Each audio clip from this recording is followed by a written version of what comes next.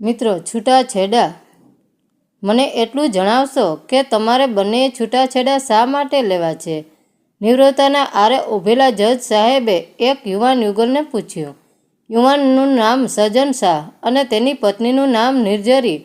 Perfect મેચિંગવાળું જોડું. જો ખબર ન હોય કે આ બંને ડિવોર્સ લેવા માટે અદાલતમાં આવ્યા છે, તો કોઈ અજાણ્યો માણસ એવું જ ધારી બેસે કે આ હીરો હિરોઈન પ્રેમ લગ્ન કરવા માટે ઘર છોડીને નાસી છૂટ્યા હશે અને વડીલો એમને અહીં ઘસેડી લાવ્યા હશે. જજ બંડિયા સાહેબની આંખ પણ આ માન સરોવરના હંસ અને હંસલીને જોઈને ટાઢી થઈ હશે. માટે જ તો એમણે ઉપરનો પ્રશ્ન પૂછી લીધો હશે. પહેલા જવાબ નિર્જરી તરફથી આવ્યો.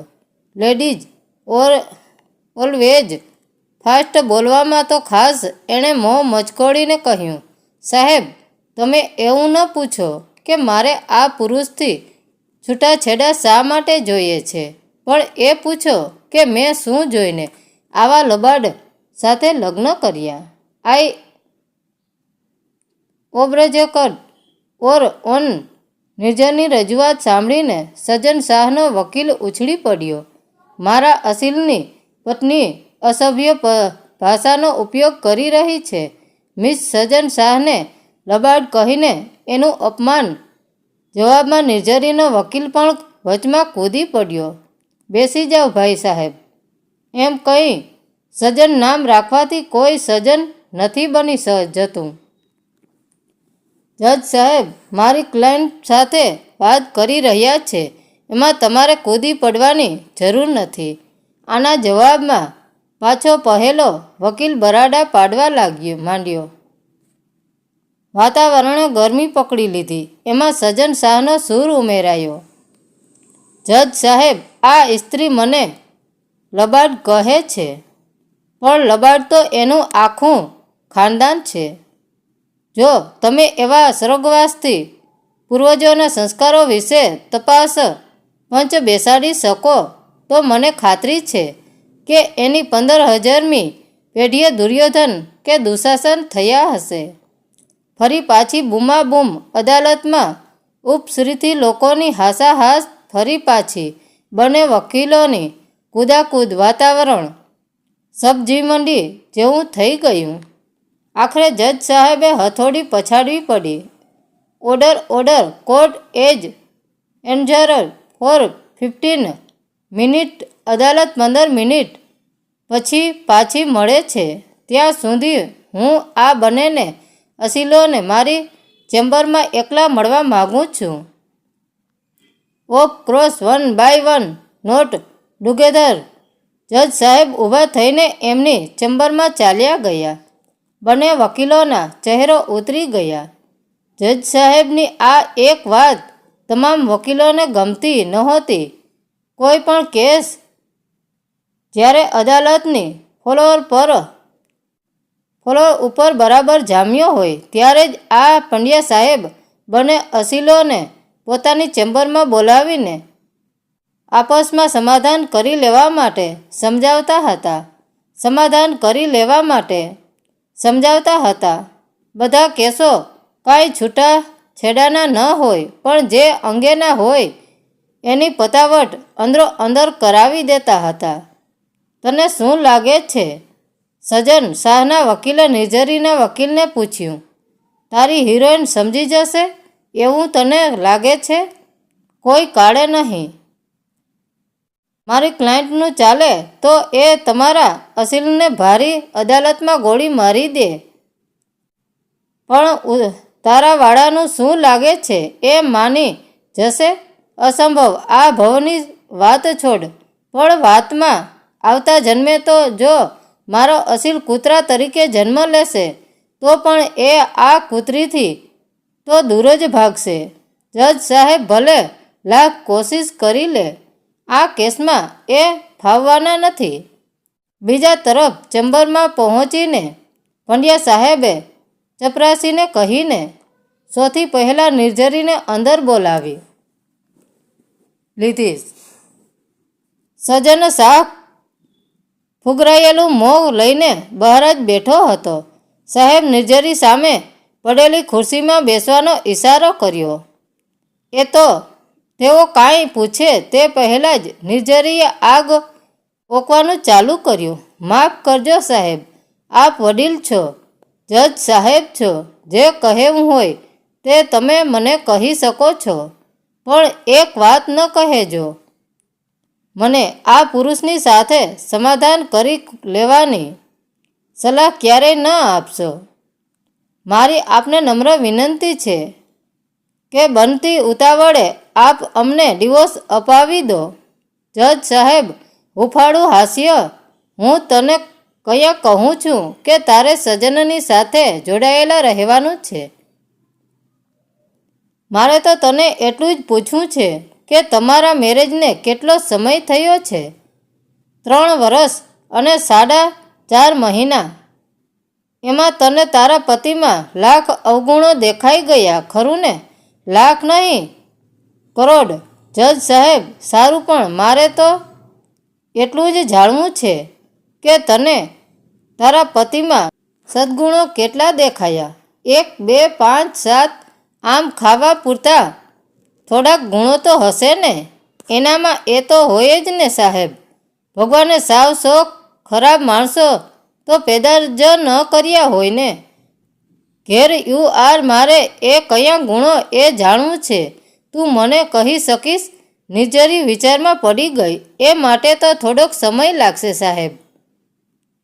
મારા પતિના વ્યક્તિઓમાંથી સદ્ગુણો શોધવા એ દરિયાકાંઠાની રેતીમાંથી તલનો ખોવાયેલો દાણો શોધવું જેવું અઘરું કામ છે. નો પ્રોબ્લેમ. હું તને 7 દિવસનો સમય આપું છું. 8મા દિવસે આપણે ફરી મળીએ છીએ. આજ ચેમ્બરમાં તું બોલજે, હું સાંભળીશ. હા, અને 9મા દિવસ તને અમારા છૂટાછેડા મજૂર રાખશો? ઠીક છે. નિર્જરી આત્મવિશ્વાસપૂર્વક ઉઠીને ચાલી ગઈ. એ પછી સજનને અંદર બોલાવવામાં આવ્યો. એણે પણ નિર્જરીના જેવો જ અભિગમ અપનાવ્યો. આરંભમાં ગરમાગરમી પછી જજ સાહેબે સોંપેલું સદ્ગુણોના સંશોધનનું ગંભીર કાર્ય અને પછી વિદાય લેતી વેળાની હઠ. તમે સોંપેલું હોમવર્ક તો હું કરી લાવીશ, પણ એનાથી કશો ફરક નહીં પડે સર. આજની 9મા દિવસે આ ચંડિકાથી મને છૂટો કરાવી દેજો.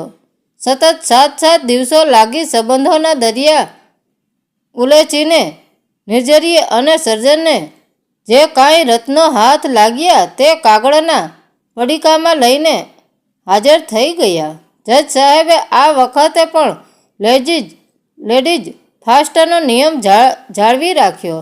નિર્જરીને પૂછ્યું, કયા છે તારું રિસર્ચ પેપર? ઓહ, તું તો કાંઈ 2-4 ફૂલસ્કેપ કાગળો લખીને લાવી છે ને? મને તો એમ હતું કે માંડ એક નાની ચબરખીમાં તારા સજનની સજ્જતા સમેટાઈ જશે. મને પણ એવું જ હતું સાહેબ, પણ સાચું કહું, જ્યારે મેં લખવાનું શરૂ કર્યું તેમ બધું યાદ આવતું ગયું. આપને વાંચવાનો કંટાળો આવતો હોય તો સજન વિશે કેટલું હું બોલીને અને નિર્જરી બોલવા લાગી. સજનમાં સૌથી સારી બાબત એની મારા પ્રત્યેની વફાદારી છે. બીજો એનો પ્રેમ. ત્રીજું, એણે મને પૈસાની વાતમાં ક્યારેય રોકટોક કરી નથી. ક્યારેય પૂછ્યું નથી કે મેં પૈસા ક્યાં વાપર્યા છે. એ મને ઘરકામમાં મદદ પણ કરાવે છે.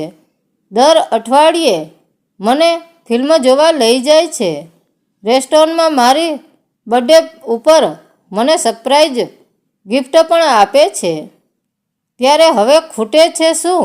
એ ગુસ્સો બહુ કરે છે. વાતમાં મારાથી રિસાઈ જાય છે. મારા સગા આવે તો એમની સાથે હસીને વાત કરવામાં એને જોર આવે છે. ક્યારેય મને એવું લાગે છે કે એની ઓફિસના કામમાં એ વધુ પડતો સમય આપે છે. હું ફરિયાદ કરું છું તો એ ઝઘડી પડે છે. બેટા, તારા સંસારના નામનું જમા ઉધાર જાણ્યા પછી મને તો એવું લાગે છે કે સજન જેવો પ્રેમાળ પતિ ભાગ્યે જ કોઈને મળે.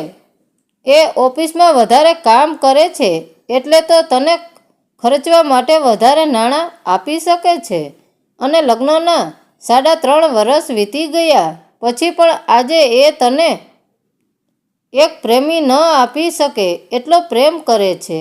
તારા તમામ મોજ શોખ પૂરા કરે છે. તારે શું તારા વરને આખો દિવસ તારી સામે બેસાડી રાખવો છે? તારા પિયરિયામાં સમક્ષ પૂંછડી પટપટાવતો, સોરી સાહેબ, આમ તો હું આ બધું લખતી હતી ત્યારે જ મને મારી ભૂલ સમજાઈ રહી હતી. તમે તો મારી આંખ ઉઘાડી દીધી છે સર. જો શક્ય હોય તો તમે એને સમજાવી જુઓ કે એ મારી સાથે મારે ડિવોર્સ નથી લેવા. સર નિર્જરી રડી પડી. અડધા કલાક પછી સજન પણ રડી રહ્યો હતો. જજ સાહેબના હાથમાં એણે લખેલા કાગળો હતા. એ કાગળો ન હતા પણ પાછલા 3.5 વર્ષનું સરવૈયું હતું. પાને પાને પત્ની પ્રત્યેનો પ્રેમ ઝલકાતો હતો.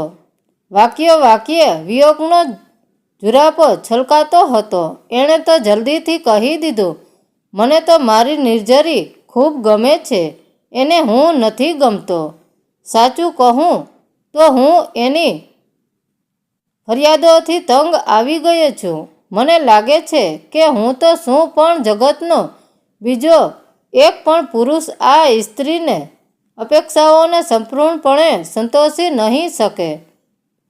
ઘેર યુ આર મી સજન, આજે તો દુનિયાનું સત્ય છે.